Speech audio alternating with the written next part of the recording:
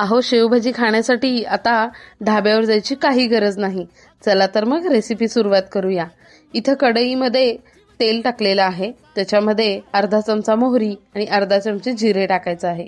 बारीक चिरलेला कांदा इथं छान आपण परतून घेऊया. 7-8 कढीपत्त्याची पानं सुद्धा टाकलेली आहेत.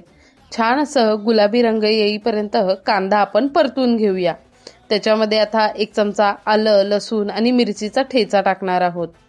छान याला पण आपण तेल सुटेपर्यंत परतून घेऊया. आता याच्यामध्ये आपल्याला 1 चमचा धना पावडर, अर्धा चमचा हळद आणि इथं एव्हरेस्टचा मसाला घेतलेला आहे. याच्यामध्ये अर्धा चमचा मी तिखट टाकलेला आहे. छान असं याला तेलामध्ये परतून घेऊया. याच्यामध्ये 1 वाटी टोमॅटोची प्युरी टाकायची आहे.